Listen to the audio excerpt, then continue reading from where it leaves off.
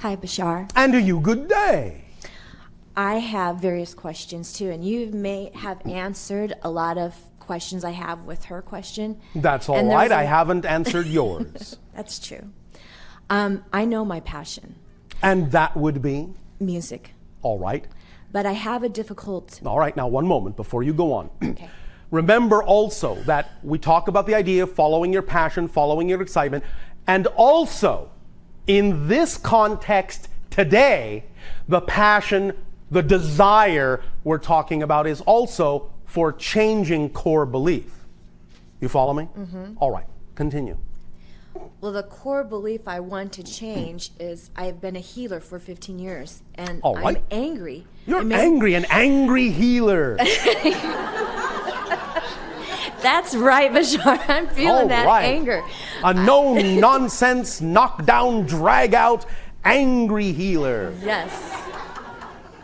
All right. I'm ready to give it up. Are you? Yes, I want to, but it's the money. It's the money. Surviving. The surviving. Ooh, not even living. Surviving. Ooh. And the funny thing is that I'm abundant right now. I see. I am being very well taken care of through my husband. Yes. But That's a form of abundance. Yes. But I want to find self-sufficiency. Well, go right ahead. And I want to go for my music. I want to let go of the healership. And Go right ahead. But how? However, I understand you are physical beings. Please pay attention to your true system of beliefs. I know you want to get to the core things and change these, but while you are holding on to certain beliefs, don't short circuit yourself by moving into something you say is your passion sooner than your belief systems are honestly ready to let you do. Otherwise, you will just wind up jumping off a cliff and suddenly being surprised that you can't fly. As long as you still hold on to the belief that you will not fly, it would be wise not to jump off the cliff. Or at least start climbing down the cliff. As long as you believe your belief systems can support you that far, you can start some level of your passion, but respect where your beliefs actually are, and that simply takes honest self-assessment to find out what those definitions are so that you're not fooling yourself into thinking you're truly ready to live your passion when you yourself have contrary beliefs about that. So it's all right to take your time, is all we are saying, as long as you respect where you're truly at with it. Now, if you really feel that you can take a bigger leap than you have before, then by all means take whatever leap you are comfortable with, but make sure it's simply as much as you possibly can do in the direction of your passion while respecting where you're really at. I'm not saying be hesitant. I'm saying have true recognition of what your beliefs will really allow you to do. Because sometimes when you take that leap and feel that you've gone through an experience where taking that leap has suddenly smacked you in the face like a brick wall, that experience itself is for the purpose of putting you in touch with other beliefs you may still be holding on to that didn't really allow you to take the leap you wanted. And so that's okay too. You follow me? Mm-hmm. Yes. Just use the experience that way and you will be using it, let's say, appropriately. Nevertheless, you want to do your music instead of your healing, although there isn't necessarily that much difference between the two, is there? I'm not sure yet. Well, is not healing vibration? Yes. Is not music vibration? True. Does not music heal? True. Well, you can still be a healer and be a musical one. Maybe you're just angry with yourself for not being the kind of healer you would actually rather be. Yes, no, maybe? Yes. Well, All I'm right. also experiencing guilt with that because Let's pile on the negative beliefs. Let's make it that much more difficult. Not only am I angry that I'm not doing what I want, but I'm also guilty about not doing it. Bad me, shame on me. Let's really pile on the difficulty level instead of just doing what I want. Let's spend more time processing all the things I want to judge about myself. Now, you understand, I'm not making fun of you, yeah? I understand. All right. However, sometimes humans are so easy to make fun of. We just can't help ourselves. You know, because we don't have TV. You put on quite a show, all of you, and we are more than happy to watch. However, this is an interactive show. So, what do you gain? And here's where we connect. Very good for asking the question, very good for making the statement. Brilliant, thank you. Here's where we connect to the idea of really exploring core beliefs, because, as we have said, the beliefs you hold on to, the definitions you hold on to because you want to. You never hold on. You will never, I guarantee it, believe me, you will never hold on to a belief or a definition, no matter how negative, that you don't define as working for you on some level. If you hold on to it, it's because you think it serves you to hold on to it. Because you've defined it in a way that says, as uncomfortable as it is to hold on to this belief, the alternative is scarier. So this makes me feel more comfortable, so I'll keep it, thank you. You will never hold on to that belief if you actually believed this was more advantageous. But if you're scared of this choice, you will think this is more advantageous, to hold on to what you know, to hold on to what you're familiar with. As uncomfortable as it may be, it's familiar, and sometimes that's why the symbol on the Enneagrammatic circuit, the last one is the unknown. Sometimes you define the unknown as scarier, and you'd rather have the familiar, as unpleasant as it is. And there it is again, another example of attaching definition to things. This is horrible, it's horrible, it's horrible. I can't stand it, I can't stand it, I can't stand it, but I can't stand that more. When you switch that idea, believe me, you will let go of this instantly and attach to that immediately. As soon as you change the definition of what actually serves you better, as soon as you get in touch with that core belief that going in this direction will actually be the best thing for you, you will immediately do so, and believe me, nothing will stop you. Nothing. Nothing gets in your way. Nothing gets in your way. Everything you're doing because you choose to do it, because you've defined it as the best thing for you to do by comparison to this other option. But if you know that other option could serve you, you simply have to get in touch with the rest of the definitions that don't allow you to automatically choose it, that don't allow you to feel that it would. And that's usually the definition that does that. Is this making some sense to you? Yes, I just want to feel it so I can go. All right. Well, as you say, first of all, you're angry about doing something that's not really who you are. All right, that's fine. Natural anger, shall we call it alignment, energy alignment, that's what it's doing. It's aligning you with your truth. Natural anger lasts about, 15 seconds. Anything beyond that is judgment. You understand? Yes. Natural anger is energy alignment. It's the recognition that a thing is not you by comparison. And you go, oh, no, not me. That's not who I am. But that's all anger actually is. If it lasts longer than that, that's where these other definitions of judgment come in. Oh, guilty. Guilty for not choosing this sooner. Now I'm really angry.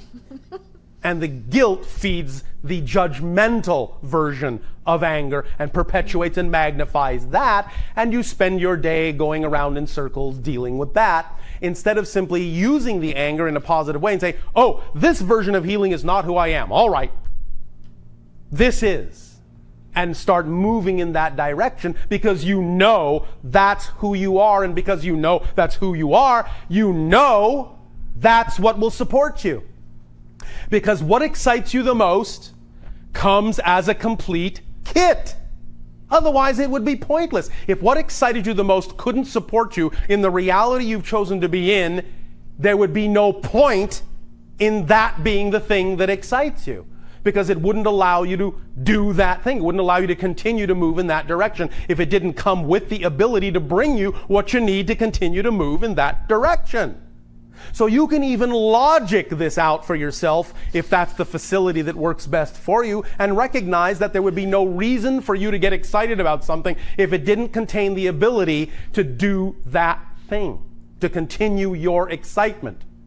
Do you follow me? I follow you. Is this making sense and I- dollars to you? I'm feeling it, yes. All I'm right. feeling it. Now, if the other issues come up, I'm unsure about this, I'm unsure about that, I'm not good enough for this, I'm not qualified for that, I don't know enough about this, I don't know enough about that. Do what you need to do to gain the information and experience that you need, knowing that that's not a path toward your excitement, that all those things are part of your excitement. They're just different perspectives, different variations of it. Different parts of the process of living your excitement. It's all living your excitement. And you can use even what you've been doing as part of your excitement, because it's finally brought you to a place where it's become clear what you are not. And sometimes people on earth have to simply figure out what they are by first figuring out what they are not. Sometimes it just works best that way for some of you, because now you know where you don't want to go. And that helps you really define where you do want to go. And if you worked it that way, bless it. It got you to this realization. So don't be angry with it. Don't be angry with yourself. Use it. Say, aha, freedom, release, insight, inspiration. The path I've been on, the things I've been doing have brought me to this realization. Hallelujah.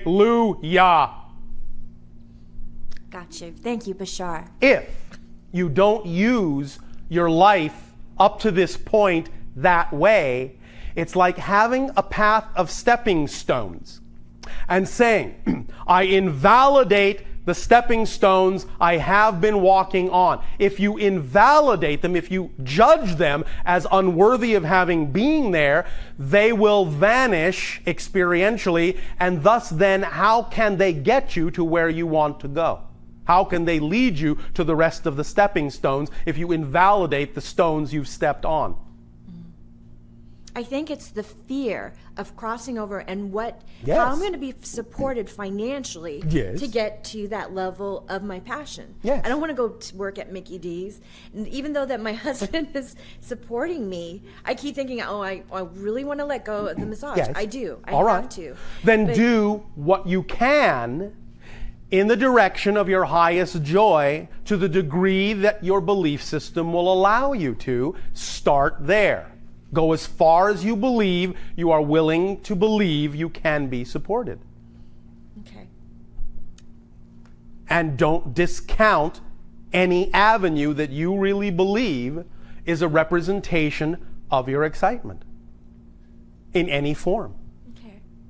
But also, don't put conditions on yourself. You see, what you just did in that last sentence was bring up a flurry of belief systems and conditions. The only way I can get there and support myself is by working here or doing this job I don't like.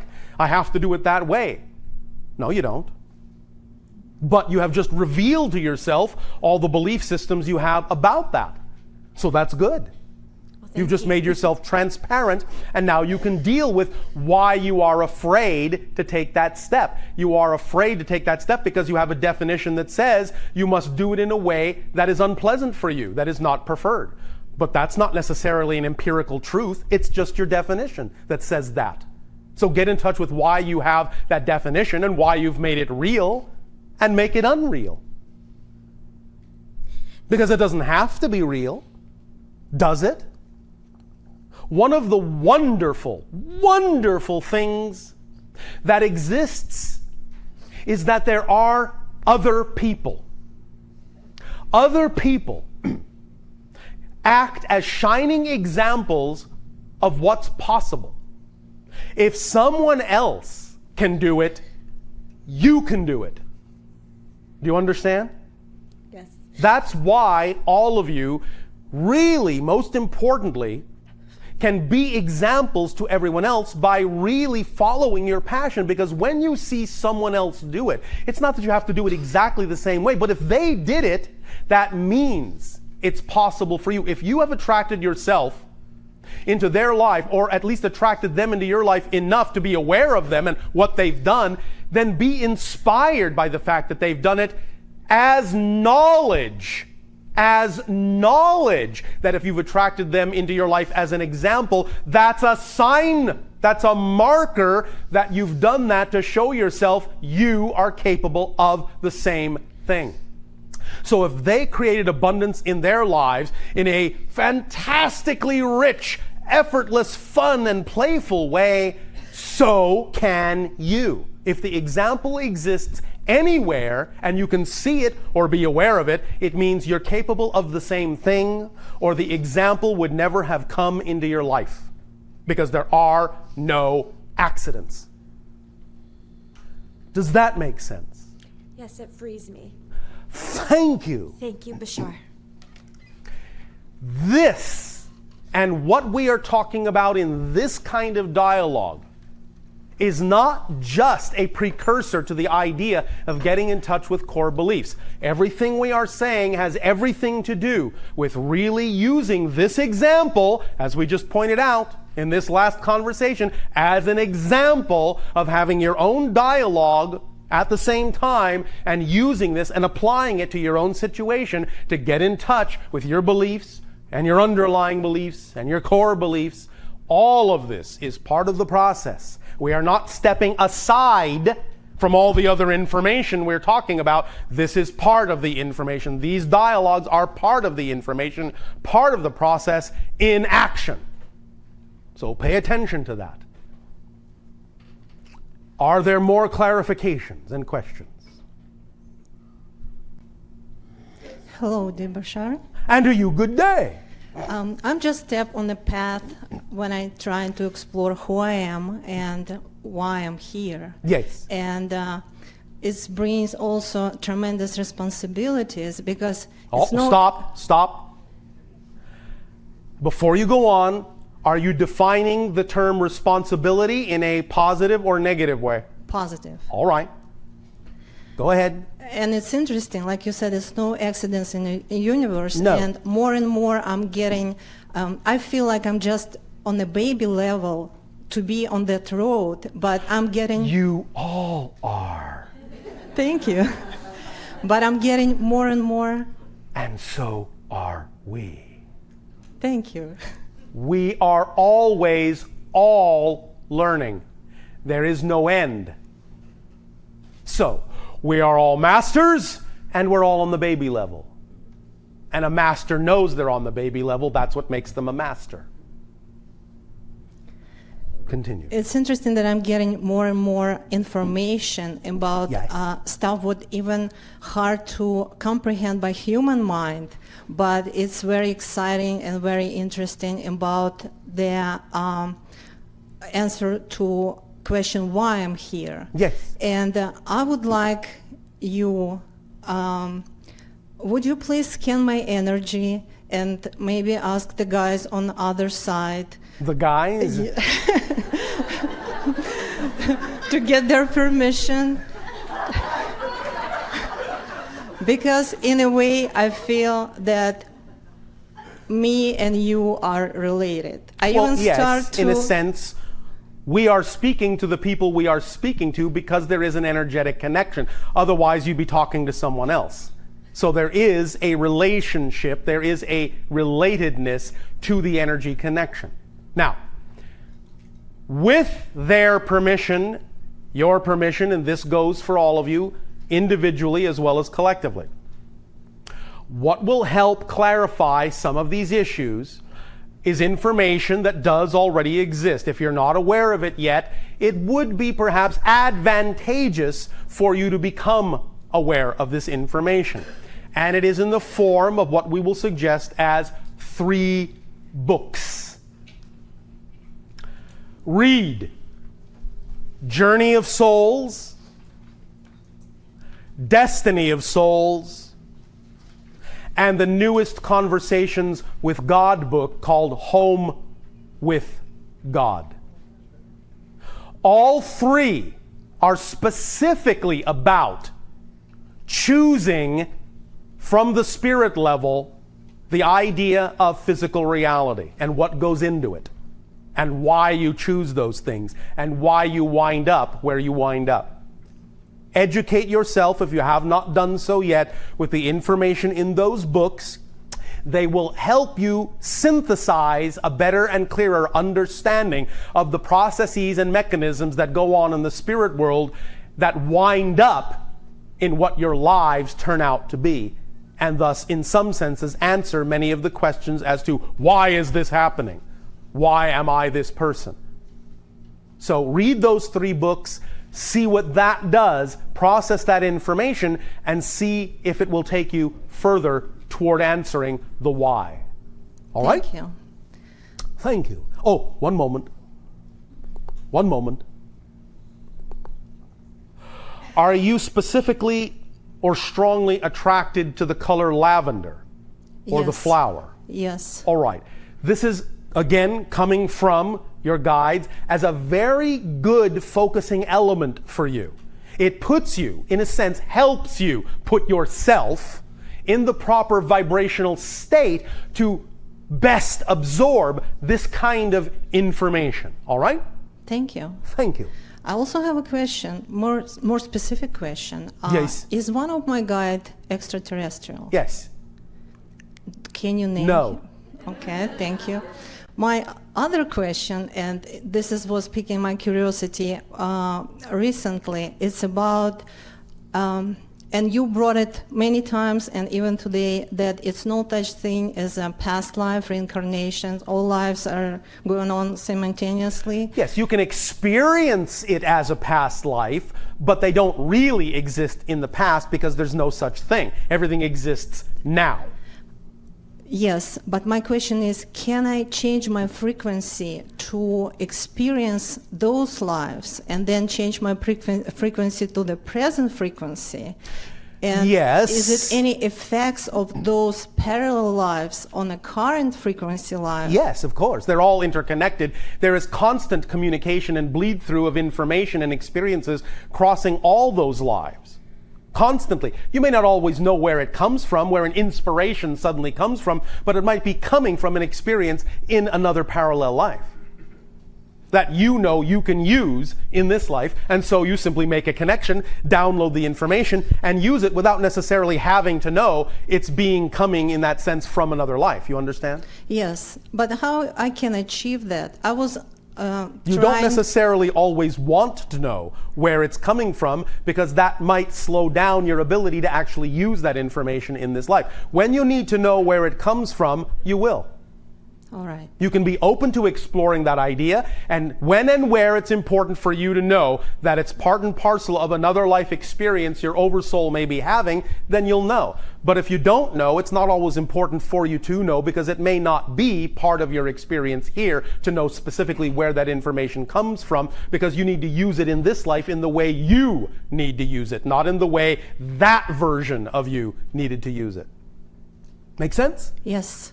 But if it excites you to explore that idea, see where your excitement takes you without expectation. Because remember, you're choosing to live this life, Yes. not become the other lives. Although you can connect to them, just use your imagination. The lavender may help with that as well. Thank you. But you may only at first get very quick flashes. That may be enough. Don't insist on more. Just take it the way it comes, because that's the way it serves you. And if it needs to come in longer flashes and longer understandings of what's going on in different lives, then the more you do it, it may come that way if it needs to. All right? Yes. Does that help you? Yes. And the last thing, Yeah. I was very excited today to hear about that you stressed the importance of the dreams. Yes. And this is what I also been getting messages that I need to look more into my dreams. Yes. Because this is the way how my guides speak to me. Absolutely. And that's very important. But what we are also stressing here today is not so much the importance of dreams as the importance of dreaming. All right? Mm-hmm. Does that make sense to you? Yes. Thank you. Thank you so much. What is the time frame remaining for this segment? All right.